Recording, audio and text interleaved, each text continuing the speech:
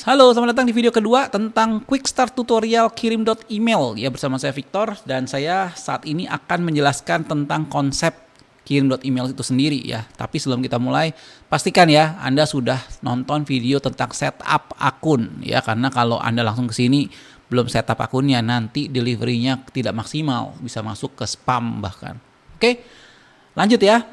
Nah, jadi saya akan cerita tentang kirim.email ya. Jadi yang hierarkinya, secara hierarki ya, atau secara struktur data ya, kita itu bekerja dengan list namanya. Jadi yang sini ya, list ya. Nah, kita sebagai bisnis bisa punya banyak list ya. Jadi cara bikin listnya seperti ini ya. Misalnya list dari website subscriber ya. Jadi misalnya newsletter from web ya. Ingat ya, di sini nama internalnya ya, ini adalah nama untuk kita, ini nama yang nanti publik lihat, misalnya mereka komplain ya. Nah, di sini ada domain listnya, kita pakai tadi Doxa Digital Co ID. Oke, statusnya open, artinya listnya itu aktif ya. Nama publiknya adalah newsletter misalnya ya. Apa ini template konfirmasi email? Ya, ini adalah email yang digunakan pada saat orang nanti subscribe atau berlangganan. Ya, nanti kita bisa rubah desainnya. Ya, saya kasih konsepnya dulu. Oke, seperti ini. Oke.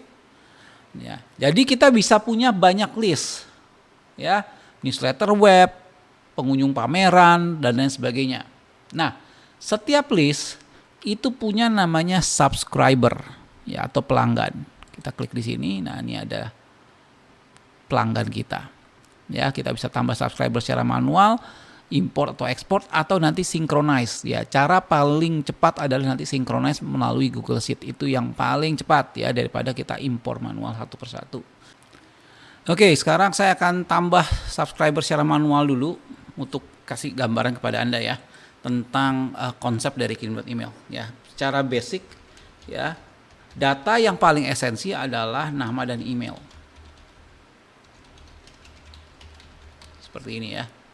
Nah, kita bisa kasih tag nih, misalnya prospek ya, misalnya web subscriber dan lain sebagainya ya. Tag ini hanya untuk sebagai penanda, namanya juga tag ya. Jadi kita submit. Oke, pertanyaannya adalah yang mungkin muncul, Pak, ini kan cuma ada nama sama email. Kalau subscriber saya ternyata dia itu, saya mau tanya perusahaannya apa. Jadi ya, perusahaannya apa. Terus kalau dia itu ulang tahunnya kapan, misalnya seperti itu ya. Nah, kalau kondisi seperti itu jangan khawatir. Setiap subscriber ya itu bisa punya field tambahan. Nah, ini dia field tambahan di sini ya. Atau kalau dari menu ini, dalam menu daftar atau list ya, itu ada subscriber field namanya di sini. Kita klik di sini dulu ya. Oke. Ya, jadi kita bisa bikin subscriber baru nih. Misalnya kita mau tanya nomor telepon atau nomor HP lah ya, jangan telepon, nomor HP. Seperti ini ya.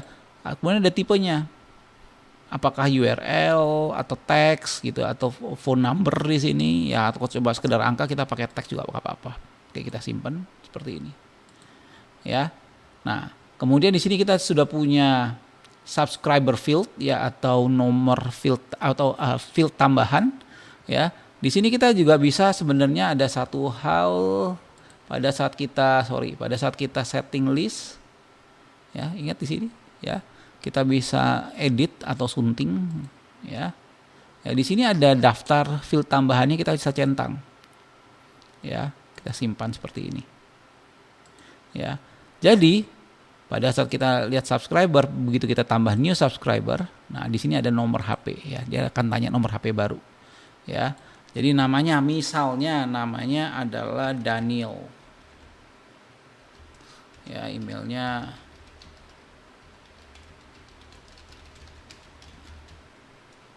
ya, nomor HP-nya contoh ya. Oke.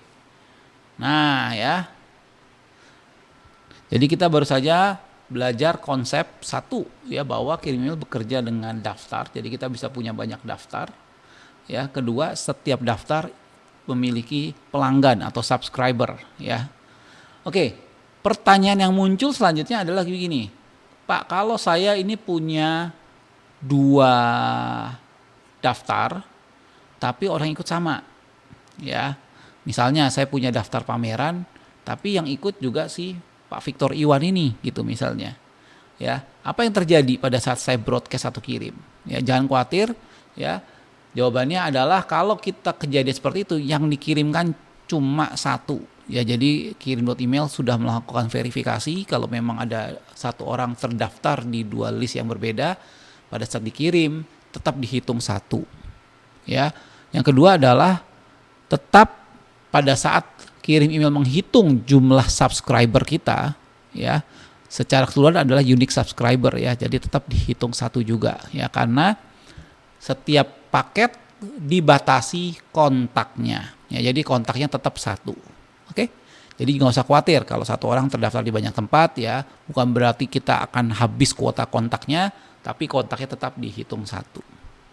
Oke, kita baru saja membahas tentang daftar atau list ya. Nanti list juga bisa disegmen ya.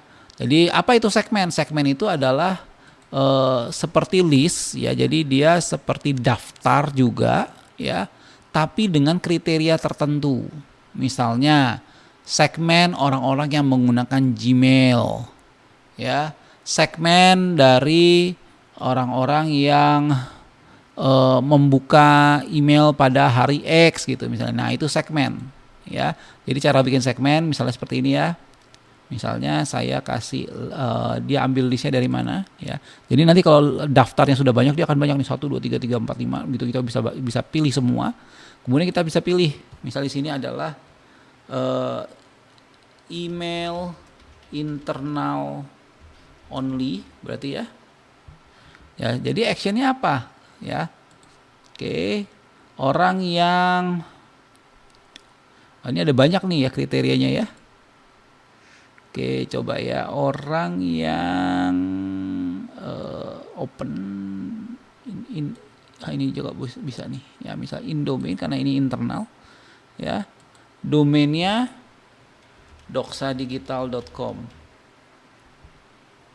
ya, atau n ya, bisa atau n, domainnya ya, jadi kita bisa bilang domainnya adalah doksadigital co-id, contoh seperti ini ya.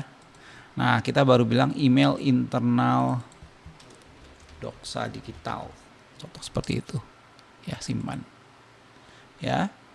Jadi list dan segmen pada dasarnya konsepnya mirip ya. Jadi list ini benar-benar daftar dan subscriber, daftar dan pelanggan. Tapi kalau segmen ini adalah filter dari semua list atau 1 atau lebih list gitu ya, tapi dengan kriteria tertentu ya. Apakah dari orang-orang yang aktif, misalnya saya bikin baru lagi ya, aktif subscriber gitu ya. Tetap saya ambil pilih listnya seperti ini, saya pilih yang open, jadi yang dia pernah buka broadcast apapun, any broadcast ya, saya save. Oke. Nah, oke, jadi kita udah paham ya. Jadi ada konsep namanya active subscriber ya. Jadi nanti di sini bisa lihat log dan lain sebagainya. Oke, saya tidak akan bahas ini karena ini sedikit agak advance ya. Jadi ini kita bisa download, misalnya Anda pernah punya akun di Mailchimp misalnya, kita bisa langsung masukin ke kirim email langsung ya. Webhook ini apa? Webhook ini pada saat ada kejadian dia kirim ke URL tertentu ya. Ini juga materi advance ya, kita tidak bahas di pelatihan kita ya. Jadi yang kita butuh perhatikan ya setelah kita belajar setup adalah 3 hal ini ya: list, subscriber field, dan segmen. Oke. Di video selanjutnya saya akan membahas tentang bagaimana sih caranya kita masukin list ya secara cepat ya, tapi mudah gitu ya, daripada kita harus import segala macam dan lain sebagainya ya. Ada cara mudah, yaitu dengan menggunakan Google Sheet. Bagaimana? Kita akan nonton di video selanjutnya.